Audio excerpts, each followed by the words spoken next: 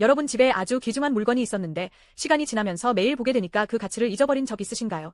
처음엔 소중하게 다뤘던 물건도 자주 보고 익숙해지면 그냥 평범한 물건처럼 여겨질 때가 있습니다.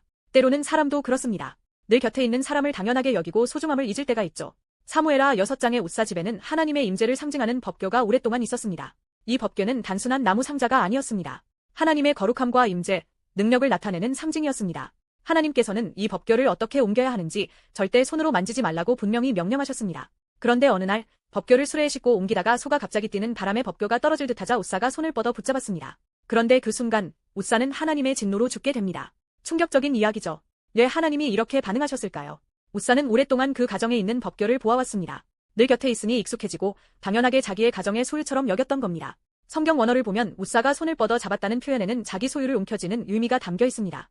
결국 그는 하나님을 가볍게 여긴 것입니다. 법궤를 단순한 물건처럼 자기 집안의 일부처럼 여긴 것이죠. 하지만 그 이후에 등장하는 오베세돔의 집은 달랐습니다.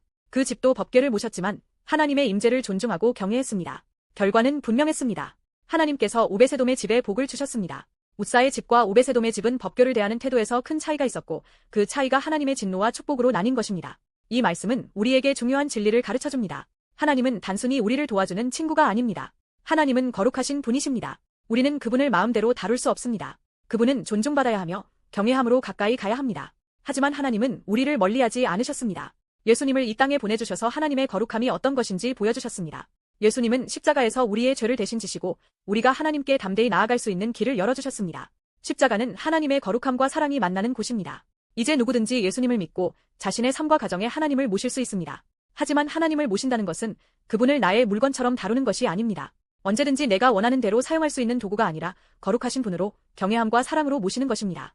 요즘 세상에는 가벼운 신앙이 많습니다. 부모님이나 조부모님이 믿는 것을 그냥 따라하거나 교회 문화를 익숙하게 접한 것만으로 자신도 믿는다고 생각합니다. 하지만 그런 신앙은 삶을 바꾸지 못합니다. 진짜 하나님의 거룩함을 아는 신앙이 있어야 이 세상 속에서 정직과 공의를 지키며 살아갈 수 있습니다. 그것은 오직 십자가를 붙잡을 때 가능합니다. 여러분, 하나님의 거룩함을 기억하십시오. 그분을 가볍게 여기지 마십시오.